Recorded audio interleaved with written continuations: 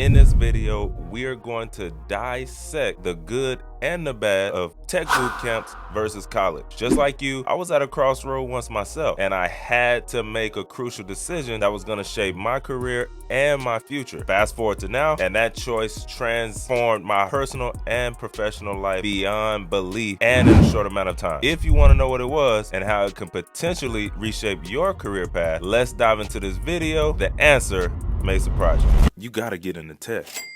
All right, so let's start the video off by trying to understand traditional education or college, okay? This is a method that they've been using for a long time, all right? Most of the time, it involves 4 years of intensive learning, often put together with a broad amount of other subjects and things going around that. So just to kind of go deeper here, traditional education or college provides a holistic approach looking to mold the students around a well-rounded curriculum, but they don't always necessarily go deeply into specialized nuances of specific roles. So you can think of traditional college like training for a decathlon. All right, you're good at a bunch of different things, but may not be the absolute best at one. And then we go over to the tech boot camp option. Most of the time, these are intensives. All right, so they're short-term programs focused solely on the intricacies of a specific space or role, right? So like specific to software development or specific to tech sales or specific to IT, right? Boot camps are designed for rapid immersion into whatever the space is, and they're tailored for people who want to get straight into the deep part of whatever space and tech that is without all the extra detours, right? Let's be honest. I remember being in school for business management in college and thinking, why do y'all have me in a philosophy class? So boot camps are like a sprint and track, quick, focused, and straight to the finish line. No fluff. So if we're comparing curriculum and skills, right? Traditional college, they're probably gonna cover, for an example, sales. They're gonna cover sales theories and basics along with philosophy classes, right? While boot camps, they're looking to zero in on real world tech scenarios, right? The tools, the techniques that are taught by actual practitioners and people who are great at doing that thing. All right, so to really break it down, one is looking to cook from a general cookbook, and the other one is like learning from a specialized recipe passed down from generation to generation, right? It just hit different. Have you ever felt like life was pulling you backwards? Like those big dreams and goals are really just slipping away because of daily struggles? If the tech world is calling your name, and trust me, it should be, but the thought of years in college is really holding you back, I've got the solution. Why do you keep going back to that job that doesn't feel your passion when in just a few months you can master the skills needed to break into the tech industry? Tech sales, front end or back end software development, UI, UX design, software DevOps, and more. Imagine making those big tech salaries that you've been hearing about. If you're not making that on your current paycheck, what are you waiting on? If you don't like the place you're in right now mentally, the money you're making, the house you live in, the car you drive, those dream vacations, it's all connected to where and how you work. So here's my gift to you. In the link in the description or on the screen, you're going to get access to a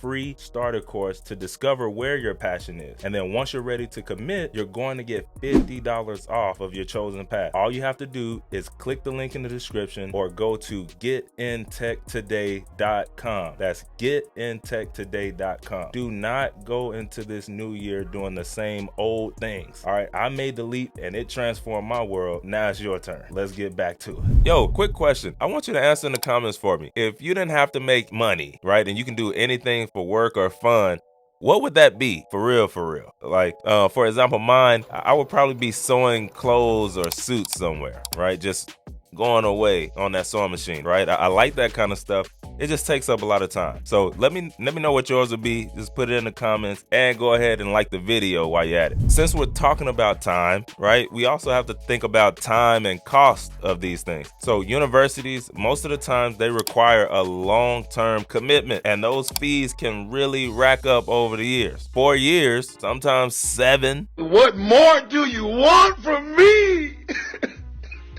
depending on what you're doing, it can get out of hand. And let's not even bring up the fact if you decide to switch your major. Lord have mercy. Now, thinking about boot camps, they are shorter. For the most part, the value given and the return on investment is way better and way more cost effective. All right. So are you setting up camp for the long haul, or are you looking for the quickest way from point A to B? And we all know that's a straight line. Now, on the job placement and career prospects, a lot of times boot camps have career partnerships and job placements. Now, universities, they can offer broader networking opportunities without guaranteeing the job placement. So right now, only about 46% of graduates in college actually find a job in their major. Okay, I'm just saying. Now, if I'm spending tens and sometimes hundred thousands of dollars, I need you to roll that red carpet out, man. All right, I got to make the money back so I can pay you back. Then I can finally get to my real life. That's a whole other story. I'm not even gonna get into that. All right, flexibility and adaptability. Now, while regular college gives you foundational knowledge, most of the time they're struggling to keep up with all the changes that are happening multiple times throughout the year. Meanwhile, when you're in a boot camp with their industry aligned curriculum specifically for the industry, they're making sure you're always on the cutting edge, right? Check this out. I completed course careers with 100% when I finished, but as you can see, now they've added on more stuff to the course so that I can stay caught up and be on the leading edge, and I didn't have to pay again. Now, think of traditional college. That's like the big old fat ship going through the sea, right? They can't turn on a dime and they ain't moving fast, but they are moving in that direction. Now, boot camps, they like the speedboat, right? They going through the water quick, changing directions and going fast without all the extra red tape. Now, personalized learning and networking, they're going to help you make meaningful industry connections. When you're talking about boot camps, right? They have small cohorts, and that often gives you a more personalized experience and direct industry links to certain people and jobs and stuff like that. Now, when you're in a university, most of the times they do have a huge alumni network, but for the most part, that just really means like more money to the sports teams, aka football. I'm just saying. Now, ultimately, it's about a decision that you got to make, right? You're on here because you're trying to make a decision on which route is best for you. And it's really about aligning your personal goals, your resources, and your aspirations to the path that really complements all of that the best. Which one is going to get you to what you're wanting in your life, either the fastest or the best? Sometimes fastest is not always the best, but there are certain spaces where you can have your cake and you can eat it too, right? It just got to be the right cake. So which one you got? Are you team 4-year university or are you team tech boot camp? We want to know.